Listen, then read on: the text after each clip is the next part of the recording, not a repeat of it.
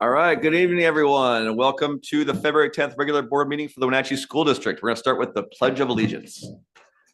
I pledge allegiance to the flag of the United States of America and to the republic for which it stands, one nation, under God, indivisible, with liberty and justice for all.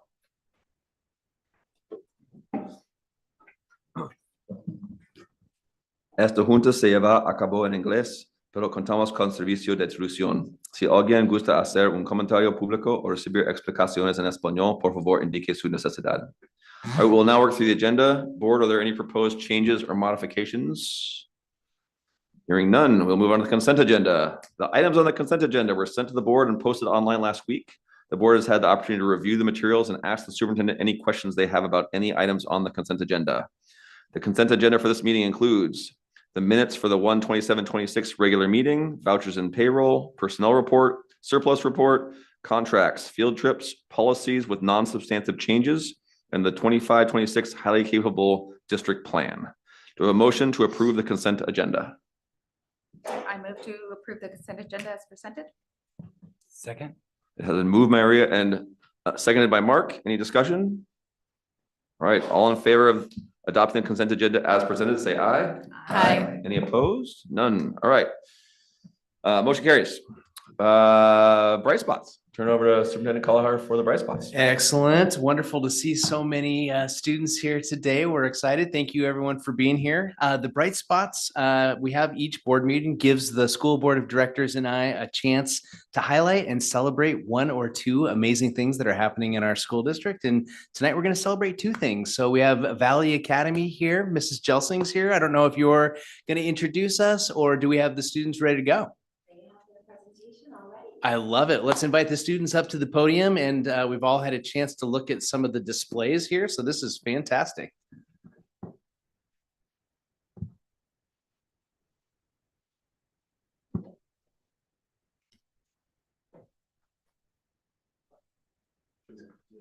Do we start? Oh, yes. Go ahead. Yes. Hi, my name is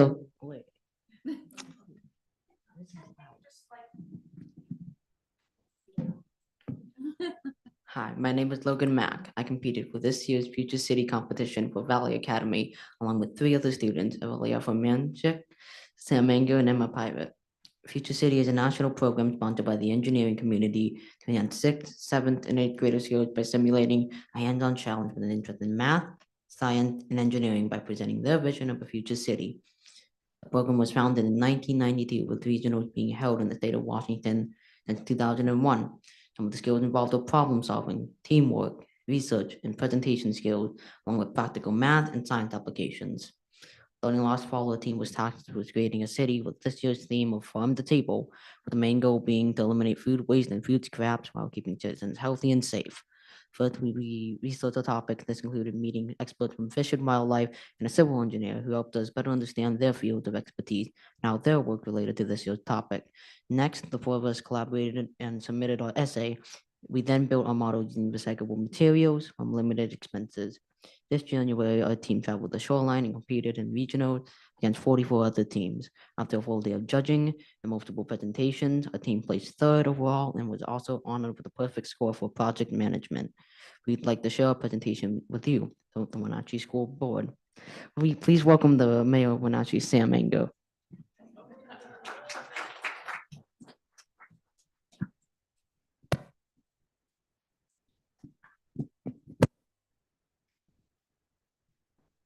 Hi, I'm the city's mayor. Our city benefits Wenatchee as a circular economy that utilizes food waste and provides benefits for our residents in the process. This is Emma, a resident of our city. She'll explain Wenatchee's local agriculture. And this is Aurelia, the head of civil, electrical, and chemical engineering divisions. She will explain our city's unique infrastructure. This is our residential area. I live in this building. On every building, there are rooftop gardens that use companion planting and crop rotation to ensure healthy plants and nutrient-rich soil. To have rooftop gardens, our roofs need to be structurally sound to handle the extra weight of soil, water, and plants. there needs to be growing medium, filter membrane, drainage, waterproof membrane, support panel, thermal insulation, vapor control, and finally, the roof. Under every building, there are vertical gardens. Vertical gardens are plants grown in racks with nutrient-rich water and ultraviolet lights to have the highest yield per plant. Because the vertical gardens are indoors in a controlled environment, they're not susceptible to any climate issues. Most of our rooftop gardens are connected by bridges. These bridges allow for more efficient transportation between buildings. The bridges serve as a tourist attraction. Just like Venice is a city of 1,000 canals, Wenatchee is the city of 100 bridges. I love working in the gardens, and much of what I need is brought in by drone. These drones are electrically powered and fly on designated route for safety and to be less of a nuisance. These drones take food waste to the industrial section of our city to a sorting facility. Since our city uses drones all the times, the engineers continuously improve on their design.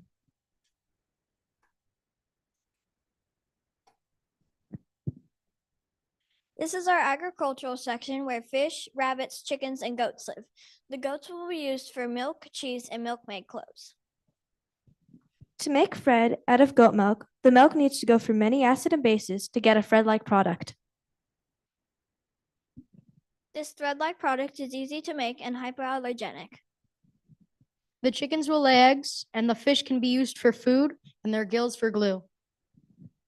The fish in the ponds are trout and salmon. These ponds allow easy access to the fish. Rabbit waste is a very good fertilizer as it does not have high concentrations of nitrogen. Rabbits will be used for meat. Our city will have culture meat to not waste resources and energy on raising large livestock. This works by taking the muscle cells of an animal and growing them into a patty shape. Conveyor belts will be used to take away waste from goats, chickens, and rabbits for compost collection. There are two types of compost, anaerobic and aerobic, and any biodegradable material, including human waste, food waste, and the food packaging, can be composted.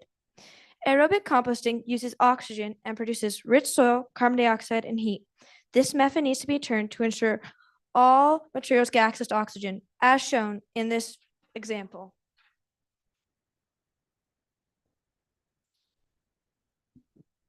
Aerobic composting methods make rich soil for our rooftop gardens. Anaerobic composting uses no oxygen and produces biogas as an end product. Biogas is methane, which can be burned to boil water that powers steam turbines that then create electricity.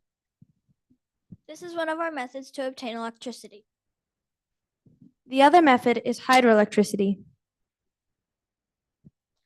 These methods power our drones and our inductive roads that charge electric vehicles while driving, as well as our buildings.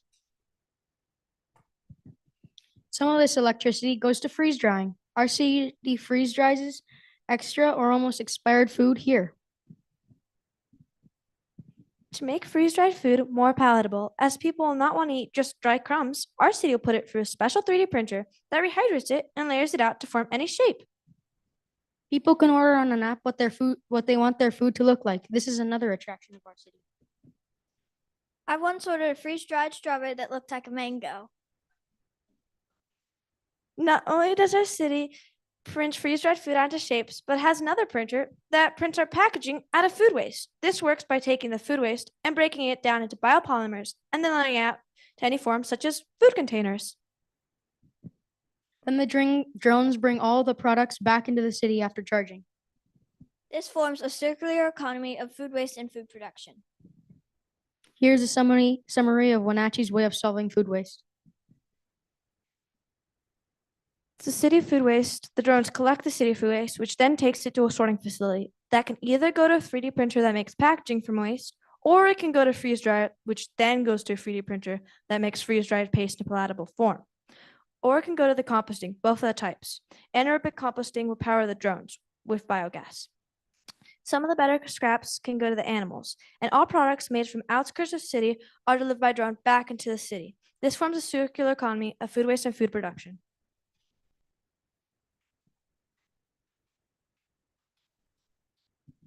Not only does our city solve the food waste problem, but it does so in a way that provides benefits for our residents. Our city also focuses on making sure our people are healthy and happy. We do this by providing many outdoor, indoor recreational activities.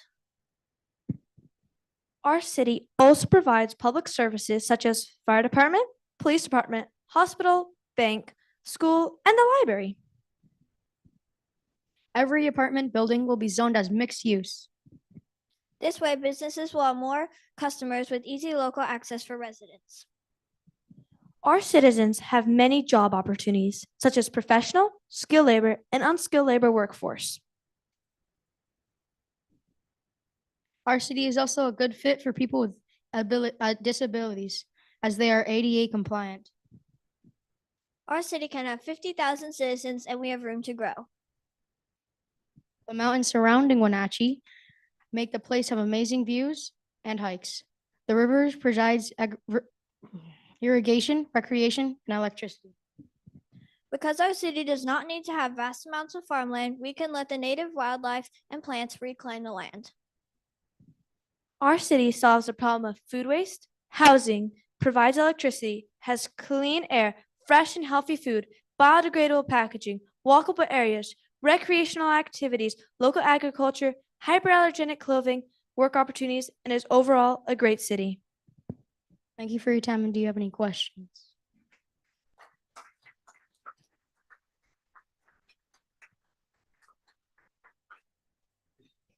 When can you guys start building it? No, that was amazing. Thank you.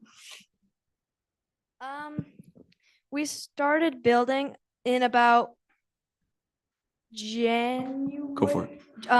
January, like December? Oh, we started building in December, like during Christmas break.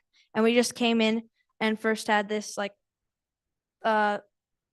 board built-ish. And then we painted it, and then we finally added the buildings.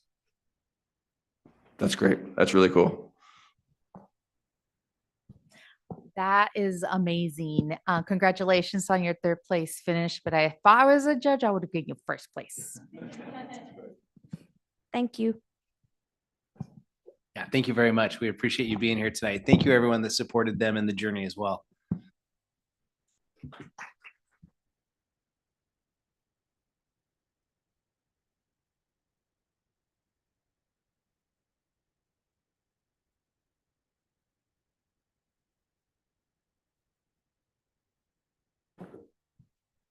Fantastic. All right, next up we have Pioneer ASB supported and chaperoned by Don Wood. Thank you for being here. And ladies, join us at the podium, please. Thank you. Love the shirts.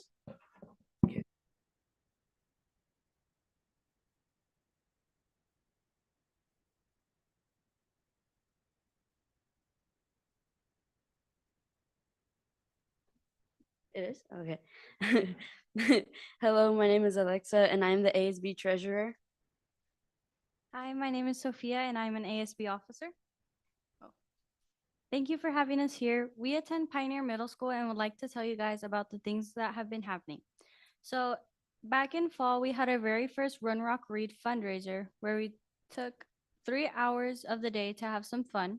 Our fundraiser lasted about 3 weeks where we raised a total of around $11,000 for our ASB fund.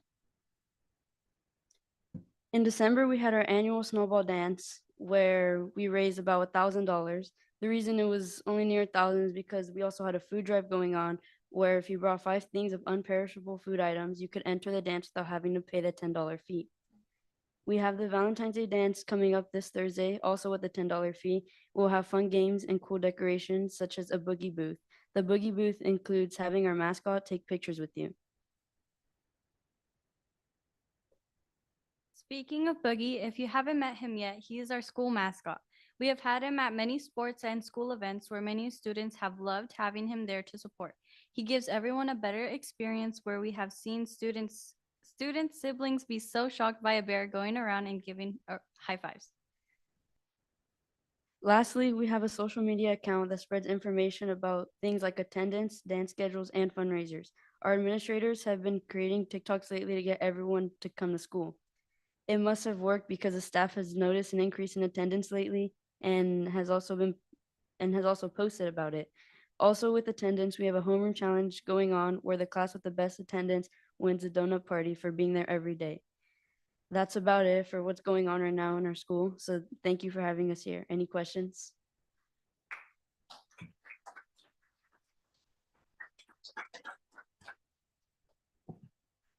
I just had a quick question with the funds that you're raising. It's $11,000. Congratulations. That's huge. What are your plans as an ASB to utilize those dollars? Is that to stimulate more activities and more fun around Pioneer? Yeah, so coming up closer to the end of the year, for 8th graders, we have something called the Puda Park.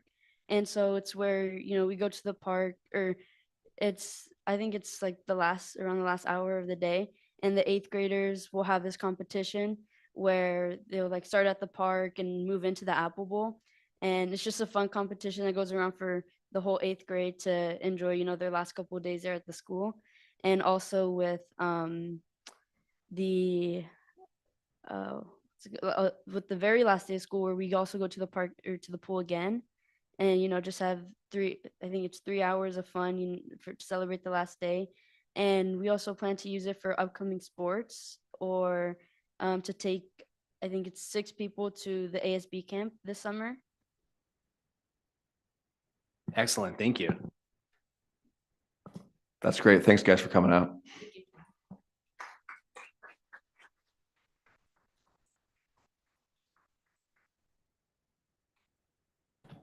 All right, Kim, citizen comments?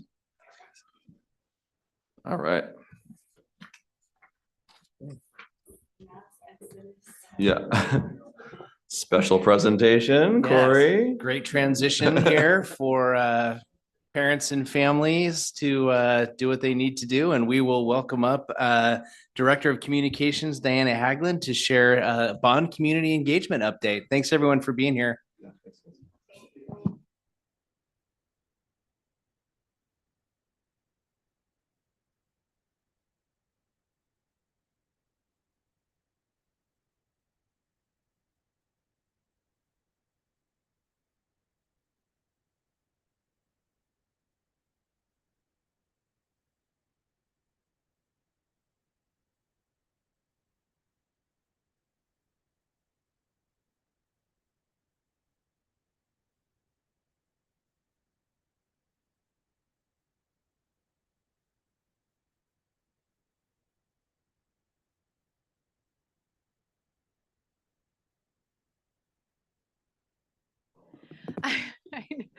Kind of. Maybe not. There was a few tall ones in the mix for sure. So yeah, they are a tough act to follow. And as I was listening to the students talk about, future Wenatchee, how could I not think about a big project that we have ahead of us? And it was actually a great segue to talk to you tonight about bonds. So we know that that's going to be in our future, potentially a new Wenatchee High School and some improvements at other buildings. So I'm here tonight to walk you through kind of a Bond 101. Not only is this important for our own learning and education about bond measures and all things bond related, but it's also really helpful for our parents and our community to know the ins and outs of bonds and what they can expect when they do see a bond on the ballot.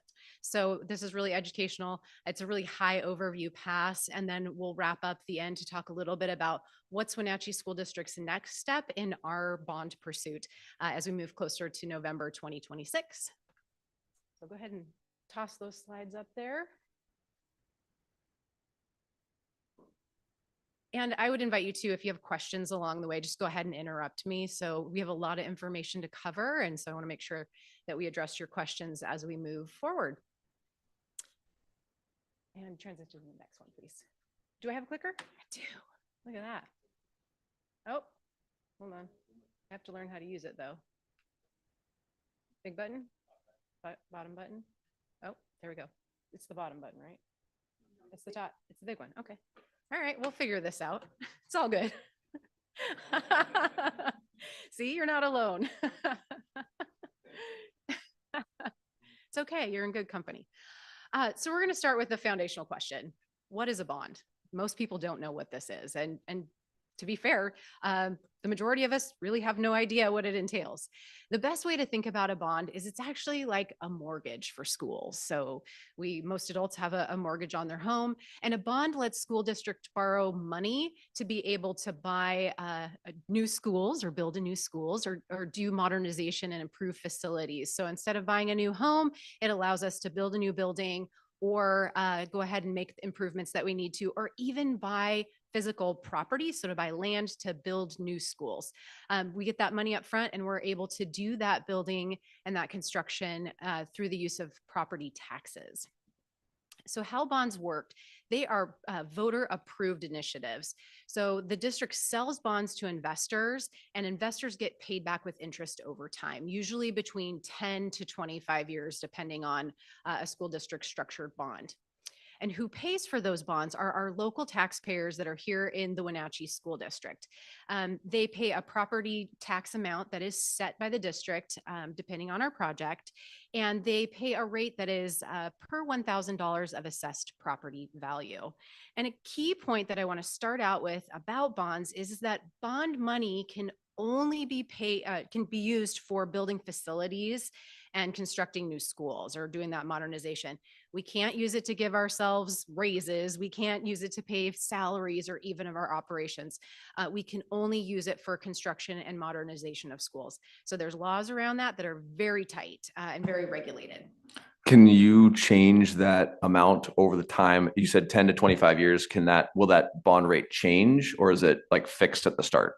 So it can be fixed. However, Wenatchee School District refinanced our bond from 2014 to lock in a lower interest rate, which actually saved taxpayers a significant amount of money over time. So it could go down, but the number's actually locked in. The bond amount is a locked in total, but the rate in which you pay could fluctuate depending on assessed value. And we'll get into that a little bit more here in a sec. All right, next slide, please. I'm going to have you just click it because I don't think that's working for me. So why do we need school bonds? This is a question a lot of people ask. Why does a school district need to ask taxpayers for money to fund school construction? Well, the short answer is Washington State's funding formula does not pay for school construction or modernization. The state funds what we call basic education, and that doesn't cover everything we actually need. What the state does cover is teacher salaries at a very basic level. This does not include insurance or benefits, transportation, as well as a formula for materials, supplies, and operation costs. That's what the state does cover. What the state does not cover is most major construction, the renovation of schools, new schools, technology upgrades, safety improvements, athletics, extracurriculars, and operational costs. So those costs are funded through levies and through bonds. The bottom line is that 71% of Washington State schools funding comes from local bonds and levies. And those are all things that have to be approved by voters. So those are local dollars that go back into our schools. Next slide, please. So what's the difference between bonds and levies? We know people get really confused in this space. They are confusing. The best way to think about the difference between the two is an easy rhyme. Bonds are for building and levies are for learning. That's the simplest way to think about it. Bonds, again, the purpose of those are for construction of facilities and modernization. They last between 10 and 25 years, so the duration is much longer. To pass, they require a 60% supermajority. So 60% of voters have to say yes in order to pass a bond. And examples of, again, what a bond funds: new schools, renovations, and land purchases. In contrast, levies fund learning.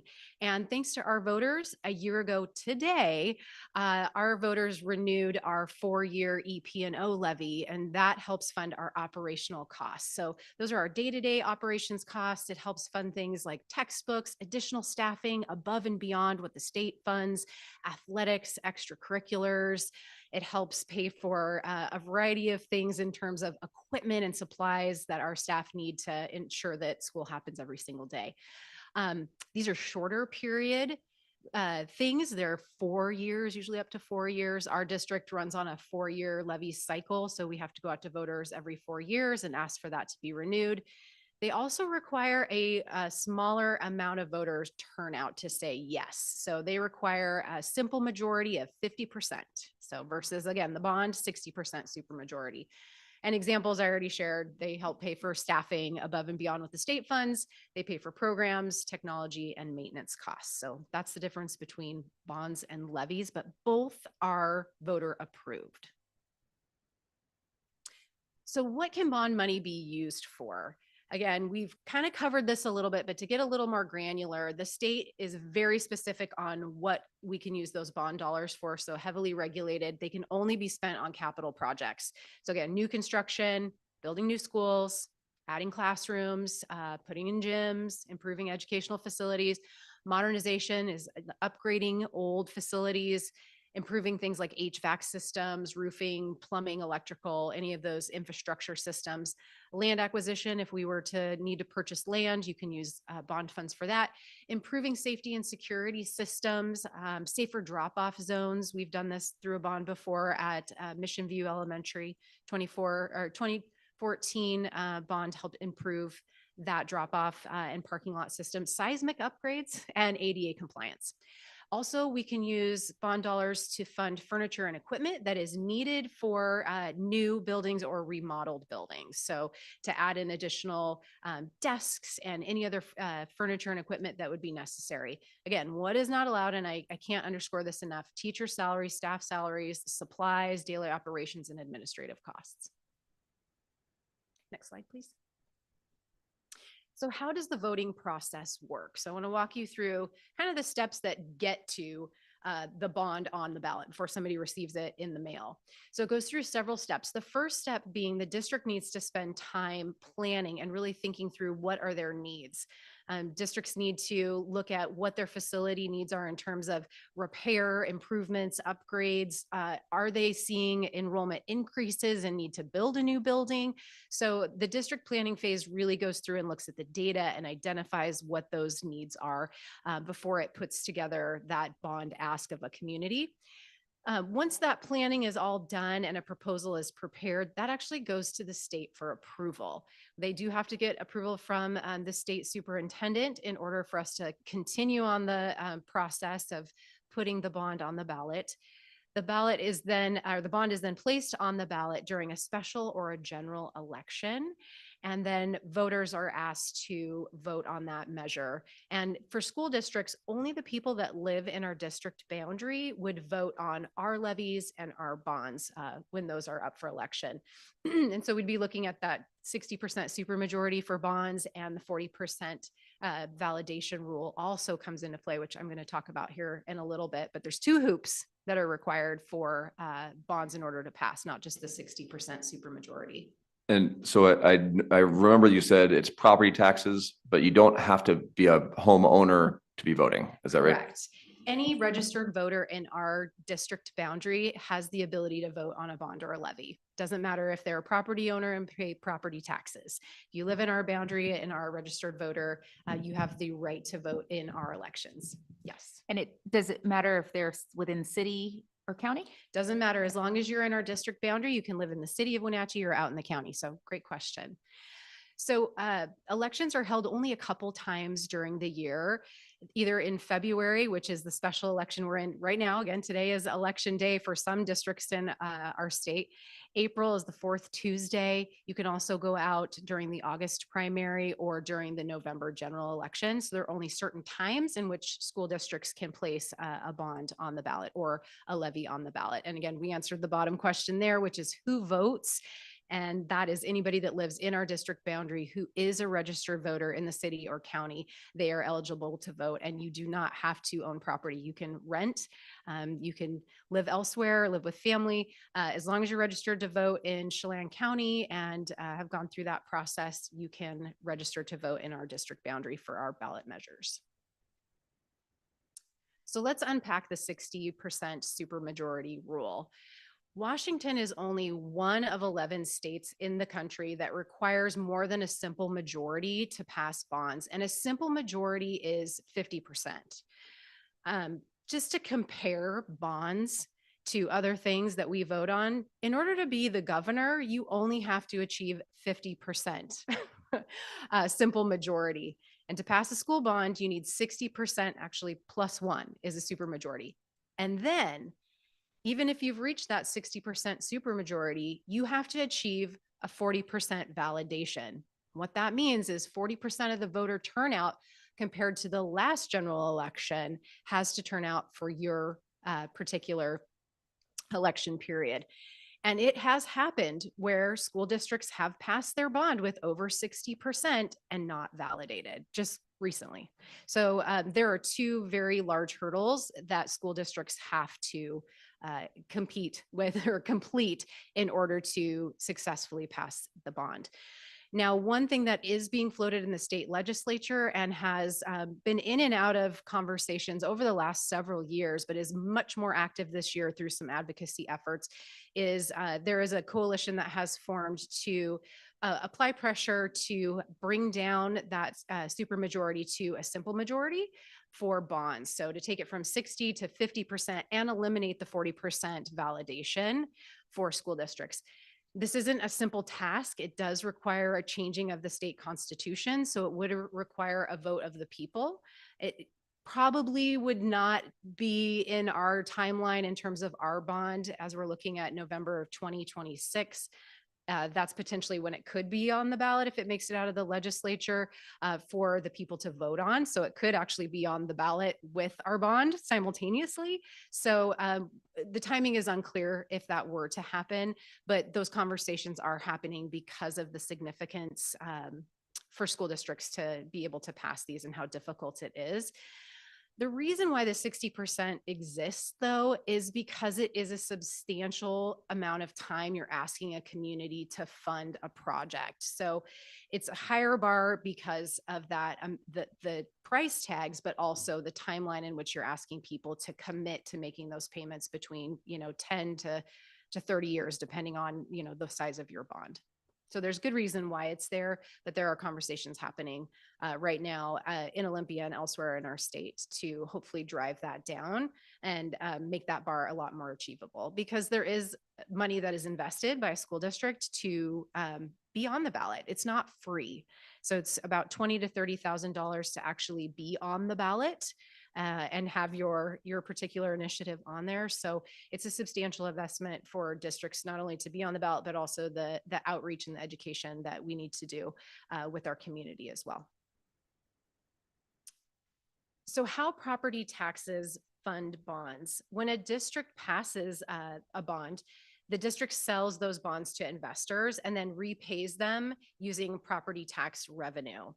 How that property tax is calculated, property owners pay a set amount per $1,000 of assessed property value. So an example I have up here on the screen is a home that's valued at $400,000. And let's say the bond rate is $1.50 per $1,000. Their annual payment, this particular property owner would be looking at a $600 payment for that bond in that example. The good news is that when property values rise, the rate per $1,000 decreases. And once approved, the total bond amount is locked in. So if we're going out for a $295 million bond, we're locking in that amount, but the rate in which somebody pays fluctuates and can decrease based on assessed value. One thing that's going to play into our particular bond that's of note is there's $3 billion, I think I got that right, $3 billion of construction that is happening in our district out in Malaga. The data centers, Microsoft being put in, and Helion, that is going to help us in terms of assessed value. They're going to eat up a larger slice of that pie, which is ultimately going to drive down the rate in which you and I pay when it comes to that future bond. Now, we don't know when that's going to happen. We do know that's in the future. So, but that is something that is good news for us as we look towards the future of having a bond on the books, that it will ultimately assist taxpayers with driving down that rate once those server farms kind of come online and are on the tax rolls. So a data center would also be paying, because their properties has value as well. So they'd be paying property taxes. And again, that's spread out across everyone. Correct. Yeah. If you think about it as just a pie and we all have a slice, they take a larger slice of that pie. which makes sure that, each one of us, we're paying a smaller amount and they're paying a larger amount of that. So those are things that are ultimately going to help us, and things that we've seen in other communities benefit them, such as, Quincy. I know East Wenatchee is seeing some benefit from that as well. So that is in our future, but we're not exactly sure of the timing of that, as those buildings are currently under construction. Is there any way to like buy a bond as an individual, like not just, as an investor and then retire it? Is that like a thing that is there a way to promote that in some ways? Like, hey, we can make this bond smaller. I don't know the answer Okay, to that. sorry. That was just a There's thing in my head. No look pass over here to Sean Fitzgerald, our CFO. I don't know. Do you know the answer to that? The no look. Yeah, Okay. not at this time. We need to do some research on that with Tucker, but All right. I appreciate you just a thinking thought. creatively. Oh. Yes, absolutely. Well, and this is a big deal. This is important to taxpayers. They want to know, what is the tax implication of anything we're asking them, right? No one wants higher taxes. We all know that. But a couple things that play into bonds overall that are really important to know is credit ratings matter. Just like you and your own FICO score, school districts also have a credit rating that we need to maintain. So making sure that, we're paying things on time and we are good stewards of dollars means that we get a better credit rating and we can qualify for lower rates, just like you would as a consumer. So that's really important for people to know. And the district over the last couple of years has made some moves to make sure that we are maintaining a high credit rating. Again, we were able to lock in a lower interest rate and refinance our 2014 bonds because we maintained such a high credit rating. And that really is a credit to our maintaining our fiscal balance and being good, responsible stewards, again, of taxpayer dollars there. So that benefits us and ultimately taxpayers in the end when we can maintain a good credit rating. Washington State also guarantees our bonds. So that's a good thing as an investor if you're looking at bonds. So they are fully backed by the state of Washington. That also helps us achieve a better interest rate. And then another thing that is important to know, and we talked about this with the levy, but for any property tax that's out there, there is assistance for people who are disabled or who are senior citizens. They may qualify for different property tax assistance or the ability to lock in a deferral or an exemption. So those are things that they can check with Chelan County to see if they qualify, and encourage anybody who's over the age of 65, a veteran or disabled, to see if they would qualify for that. Right, next slide. Thank you. State matching funds stretch your dollars. Now, I know I just said the state gives us no money for construction, but what they do give us when a bond passes, and only when a bond passes, is matching dollars. They have a program that's called the School Construction Assistance Program. And what that does is it allows the state to give us a little bit of funding to help match square footage we have that qualifies. So square footage that's over 30 years tends to qualify for that SCAP funding. To give you an example, our project at Wenatchee High School, we have $79 million in state matching dollars that building is eligible for. But again, only if it passes will we be eligible for that. That's 21% of the total bond that we're looking at right now. So that's a little chunk to get started with and a great match. From what I understand from experts, not me, is that's one of the largest amounts they have ever seen in SCAP dollars that a school district's been eligible for. So that's pretty crazy to see that amount there.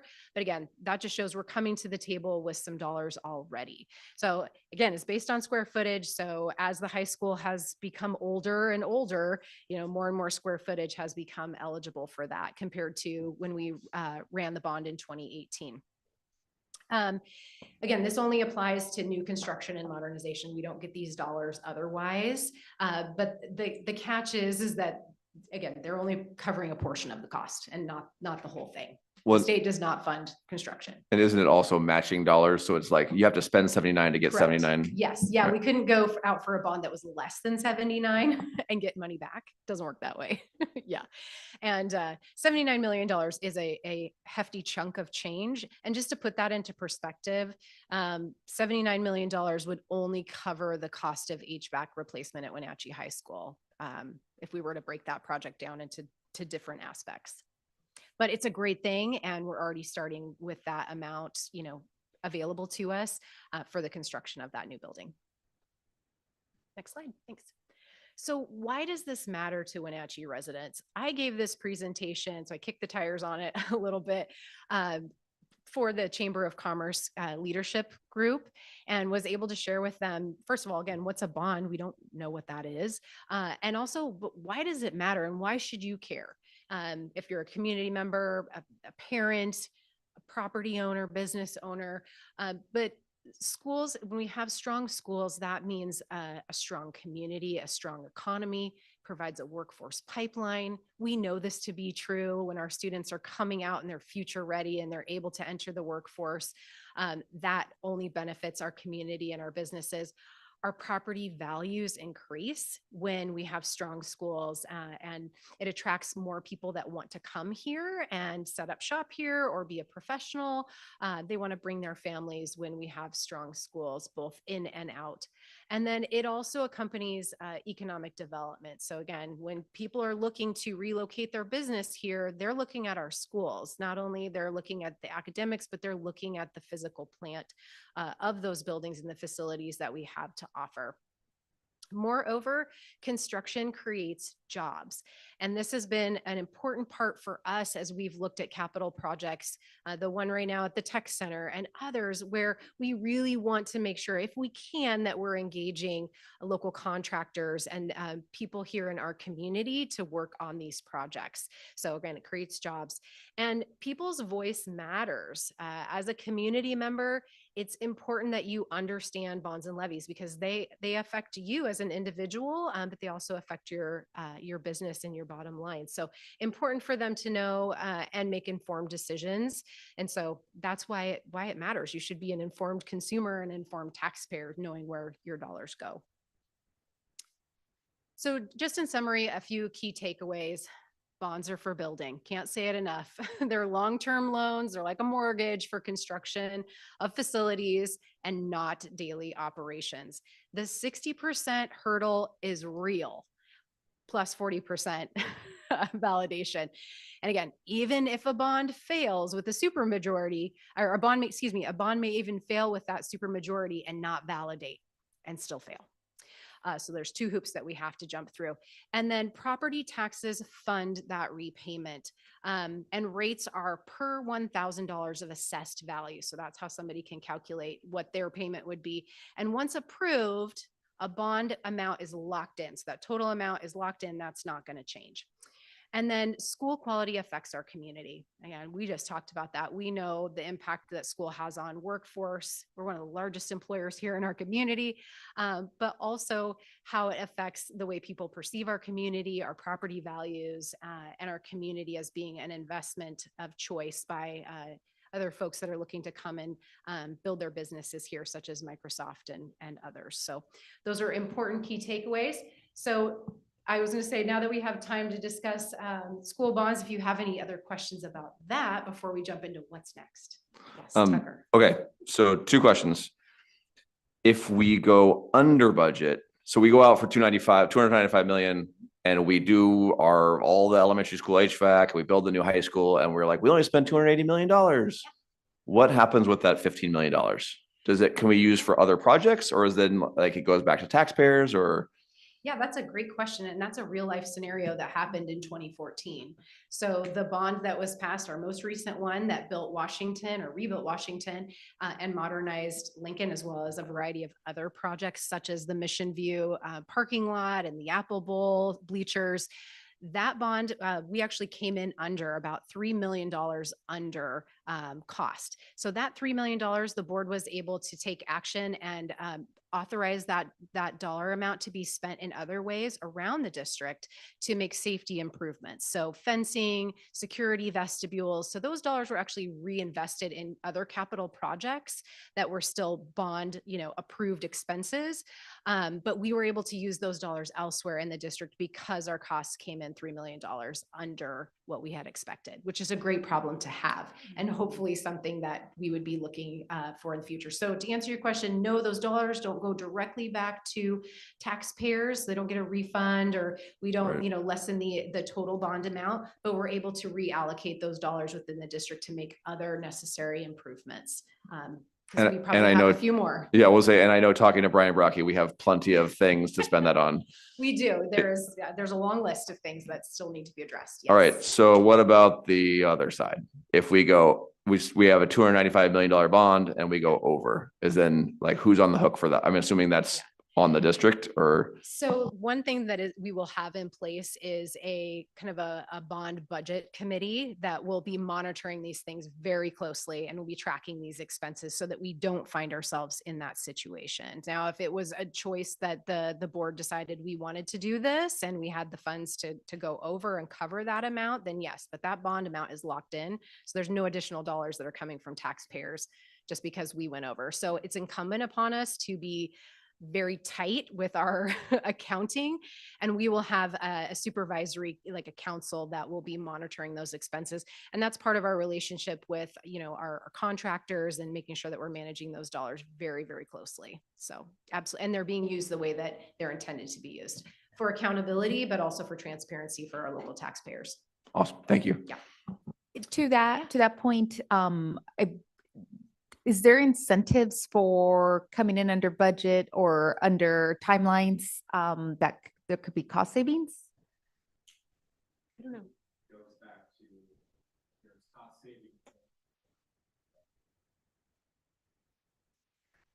Yeah, I think it's just, we were able to finish the project under budget, and we got the product that we wanted, and then we're able to reallocate those. But I don't think there's any incentives from the state. So we don't get like matching dollars or anything like that if we come in under. I think Maria's question would be, could we build in incentives in like our design build agreement? Correct. To push towards savings? You know, that's absolutely something, I think, when we got into the process where we're looking at the design phase and how we go about that we could absolutely talk about with in the contracting phase. Yeah, no, that's great. I think any way that we can look at ways to be efficient and incentivize, we absolutely want to make those dollars stretch further.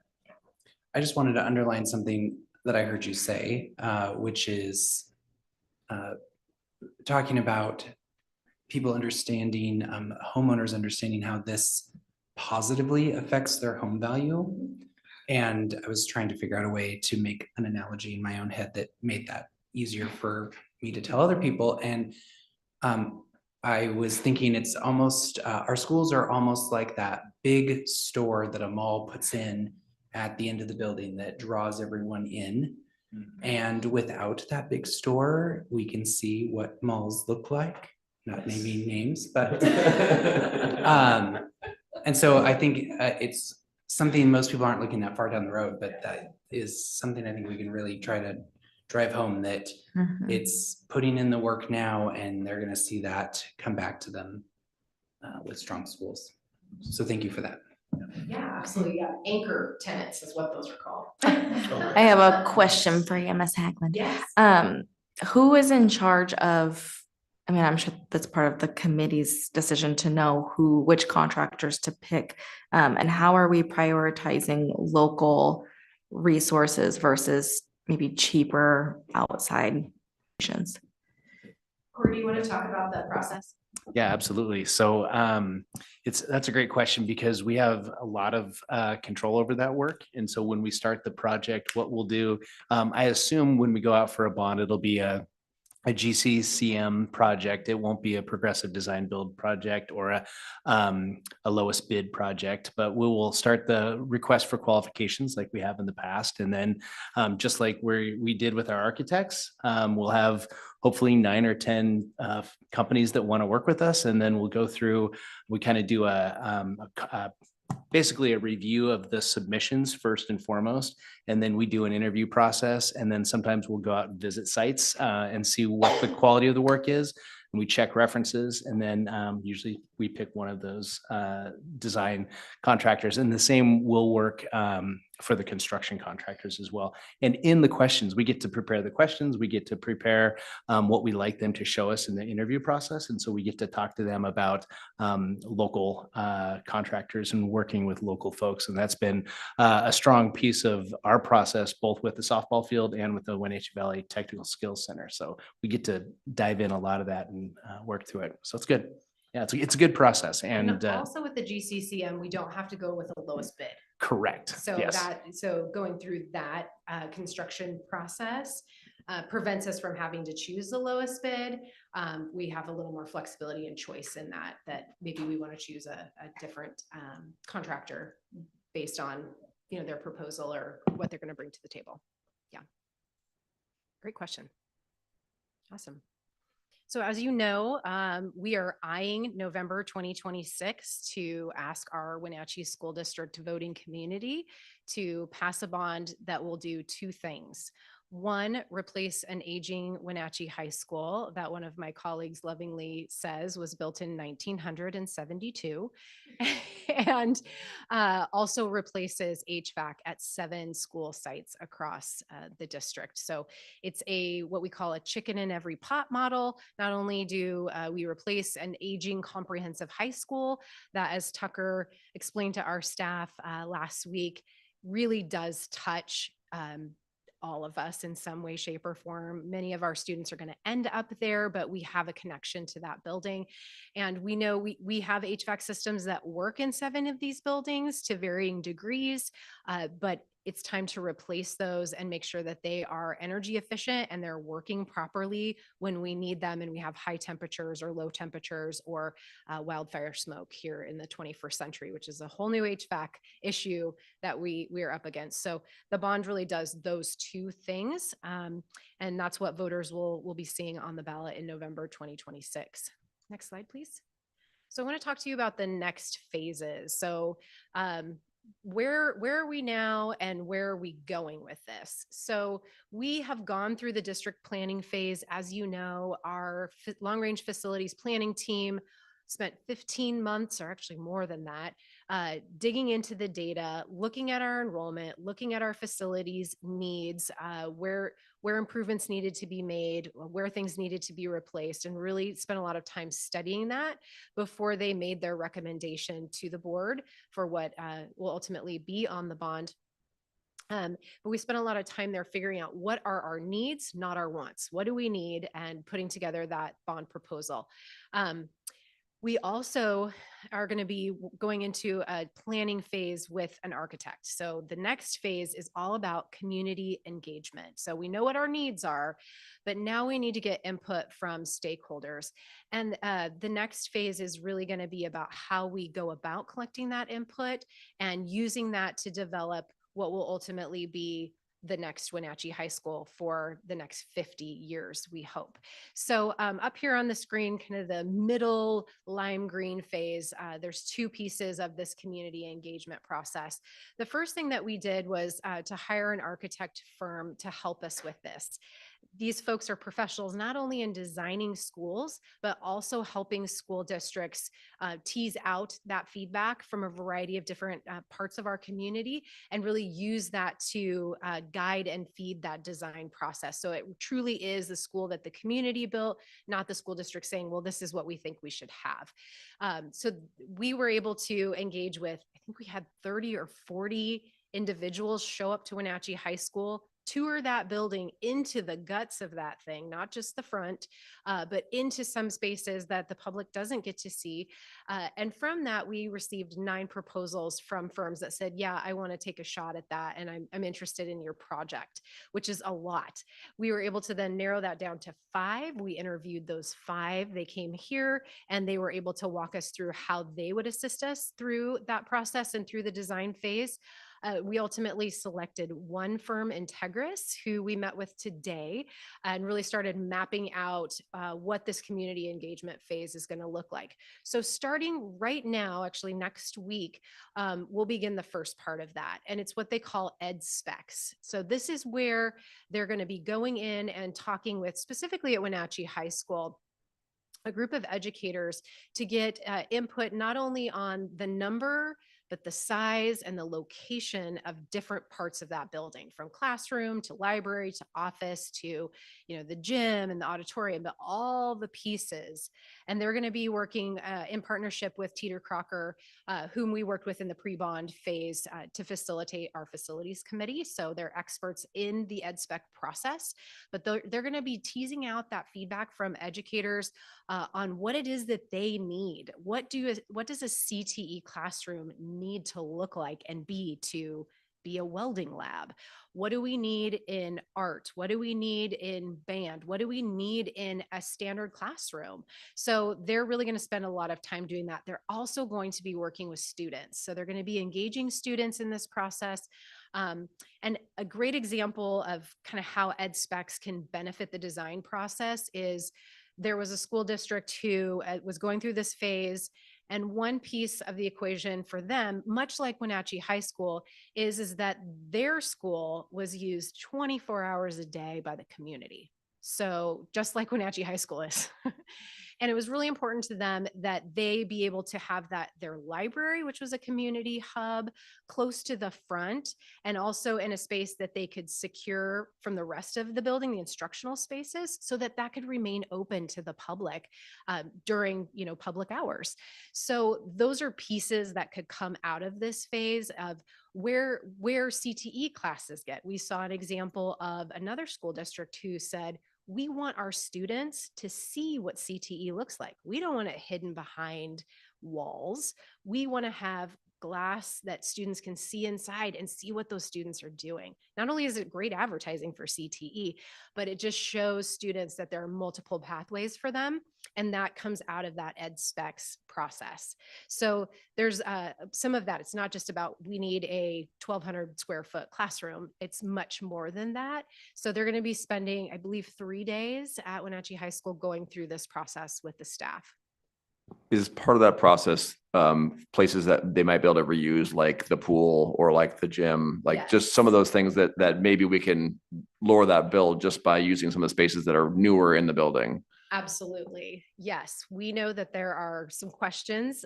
We have questions about some of those spaces that we know are expensive, but are in decent shape. Such as our gymnasiums, the auditorium, and then also our favorite word, natatorium, the pool. Are those things that are they in the right spots? How could we work around them? Do we want to just modernize those, or do we want to do a complete rebuild? So yes, there will be input from staff on those as well.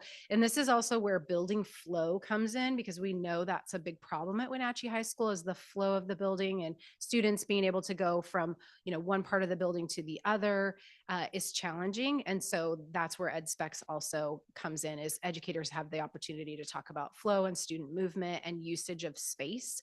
So how does the commons get used? How is that used in a multi-purpose way? So it allows them to dream a little bit about what, their ideal school space would be, but also from a real grounding themselves in some reality too of it. This needs to be really functional, and, it doesn't need to be fancy, but this needs to be really functional and work well for today. But again, the students of tomorrow, because I'm sure back in 1972, when they were building Wenatchee High School, they might have been thinking of the same thing.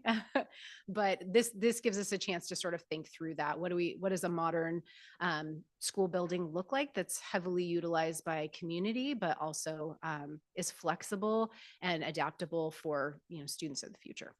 So that's going to be happening here real quick next week, I think. So they're jumping right in. And sorry, I see it says students input up there as well. Are they part of that? Yes. Okay. Yeah. So they will be engaging students in a variety of different ways, whether it's, going into an individual class. Maybe we have an engineering class where they want to get some specific feedback, or others, and they're working with the high school administration to identify those opportunities. But absolutely, students are part of this equation. We don't build these schools for adults. We build them for students. And so, students need to have that input too on the functional use of some of those spaces too. How do they want to utilize spaces? So absolutely, they're going to be a big part of that in getting their input. So that's kind of the EdSpecs phase. in addition to that, so we're going to have a lengthy community engagement process. And this is going to include a variety of different opportunities for our architects and the district. So we're doing this together to engage with the public. Now, whether this is through pop-up events where we have a booth at Apple Blossom or elsewhere, and we're starting to map these things out, we need to go where the community is and not expect them to just come to us. So it's going to be a combination of things where we're out in community, collecting input. Examples of what that might look like would be, let's say we're in the park and there's a pop-up booth there with, big boards with examples of different architecture features in modern schools in our state, or that projects that the architects have done, and asking people to put stickers on the ones that they like. What are the things they don't like? And so different hands-on engagement and opportunities for people to provide feedback on those aspects. Other things will be tours to get people in the building, behind the scenes, seeing it with their own eyes, and engaging in different ways about how the building could potentially be placed on the site, because there's multiple ways we could do that. We know that the high school is going to stay as is, and students will continue learning in that while the new build is happening somewhere on the property. But that's another aspect of engagement.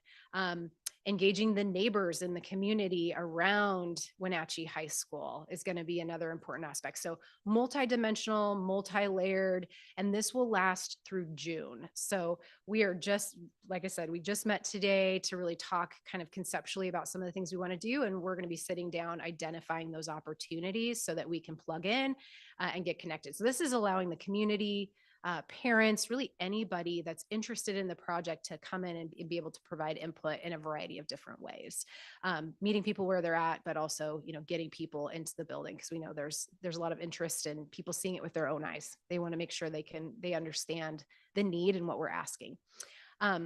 So that's going to be a heavy part of our work, again, leading up into June. Then we're able to take all that information and over the summer transform that into what will ultimately be our bond campaign materials. The district campaign materials are factual. So what we will share is nothing that is emotionally charged. It really is just the facts of here's what the new building could look like. Here are all the aspects of that building and ways that we would be addressing the issues in the current building. So, but they will work with us to develop a lot of those materials, which is very helpful. But it will all be based on the community input that we receive through this lengthy process. So we will start out the school year in August. That's really where the campaign will kick off, all the way till November when it's election day. So you can kind of see how this is all going to lay out. Again, we're eyeballing that November 3rd general election day.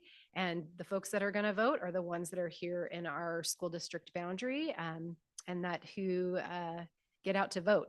That's another challenge that we have. And another dimension of this that's not up there is one of the most important things about passing any ballot measure is a get out the vote campaign. And that is something that the district can do, is to remind people how to vote, the importance of voting, and remind them of the deadline to vote. We can assist them with getting access to voter registration, whether that be online or paper applications. But getting people to vote is so critical. And one thing that I really want to point out is the people that don't vote are our parents, believe it or not. And for something like this, it is so critical that our parent population come out. Only about 20% actually turn their ballots in. The highest population of people that vote in any election, school district or not, are people over the age of 65 that may or may not have kids in school.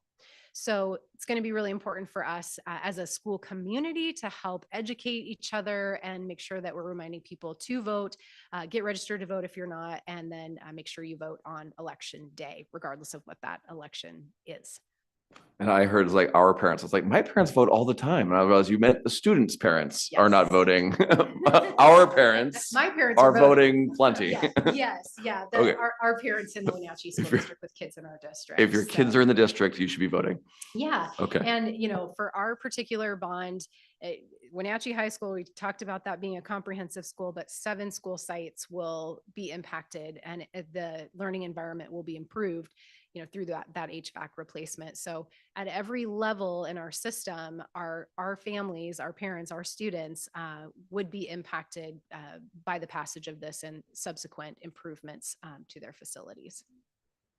So yeah, bonds are for building. Just a quick comment. I thought Integris sounded familiar, so I looked them up. And so their work is at the college with our last two projects. Yeah, and that was something important to us, was somebody that knew our community, and they definitely shined when it came to coming in and knowing different aspects of our community, demographics of our community, and ways that they could plug in already. So that makes it that much easier. We're not having to educate them on where to go and how to plug in. They are already coming in with a depth of knowledge and experience, yes, working in higher education with Wenatchee Valley College. Yeah, it was a tough decision. So they all were incredible and would work well with us, but we feel really good about this decision. But we're excited to take this out to the community, because there's so much interest in this and a lot of people wanting to provide input. And so we're going to be providing some avenues for them to go ahead and be able to do that. So, which will ultimately be what we put in front of voters in November. All right. There are no further questions. That's it for me. I'll hand the mic over. Awesome. Thank you so much, Diana. Appreciate it.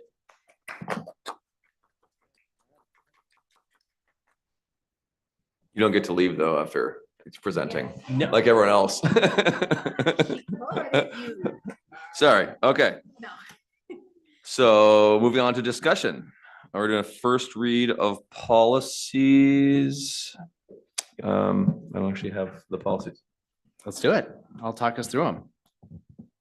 Yep, we have 3 policies in our policy committee of Mark and Maria. So, and you also saw that we had some on the consent agenda as well. But the first one is policy 3241. And this policy is our student discipline policy. And honestly, it's the policy really is a direct reflection of the most recent updates to the state disciplinary rules and regulations. We have taken WASDA's interpretation of those rules from OSPI and adopted them as our policy. We did not have a lot of discussion on them as a board committee, but we did push those through. Yeah. Any other comments?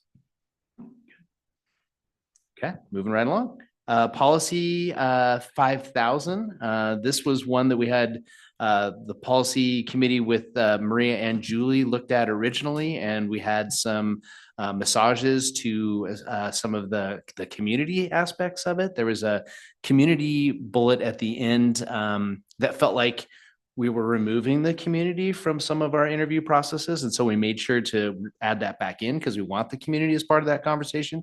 But this policy really outlines the creation of staff positions, as well as recruitment and selection of the most highly effective and trained staff.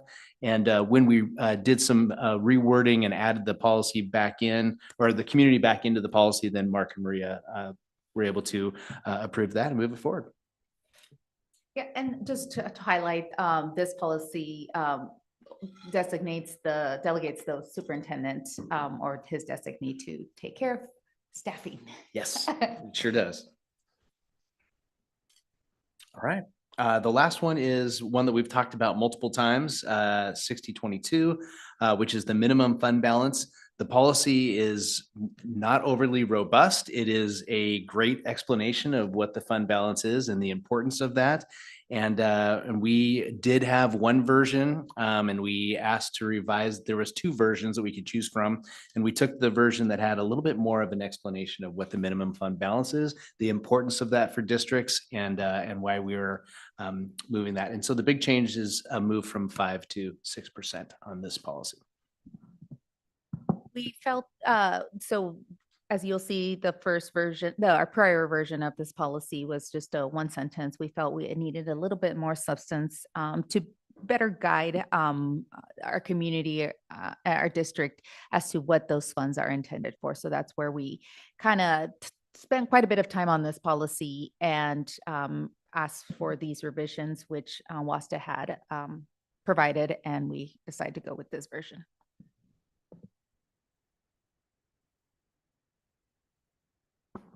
Great. Thank you, Corey. Thank you, Policy Committee.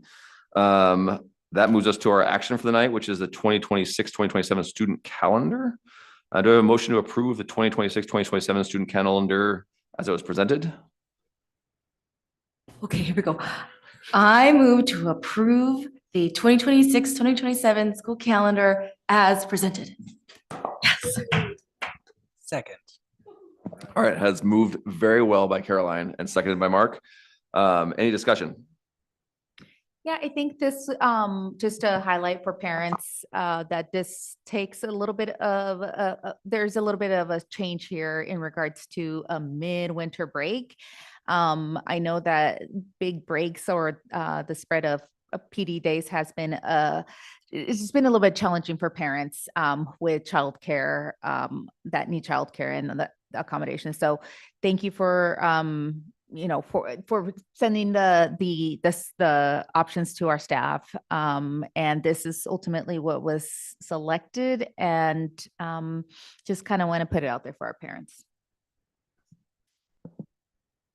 Yeah, well, thank you for that reminder, Maria. I think, like you said, it's important to know that there's going to be a little bit of a change, and so be aware. All right, all in favor of approving this resolution, say aye. Aye. Any opposed? No, motion carries. All right. Superintendent report. Excellent. Well, it's been a fun couple of weeks since our last board meeting. I was able to go to the unified basketball game against Eastmont, and I was thrilled with just the sheer amount of community members that were there. It was super fun. We had the cheer squads from both Eastmont and Wenatchee were there. The band was there. The student section was full. It was just a great night and just a celebration of our students and our community. So it was wonderful. We also had a very well attended migrant family night on January 29th. We heard from Hunter McLeod, the student threat assessment coordinator from the ESD. And she had a presentation. I liked the title of the presentation. It was Worrisome Behaviors. And so we covered social media, we covered drugs, and we covered some gang activity as well through that night. She did a really good job of leading us through that presentation. And then last Wednesday, we had our Accelerated Pathways Night, which was also a fantastic program. And I was thrilled to see the presence that Central Washington University brought to Wenatchee High School.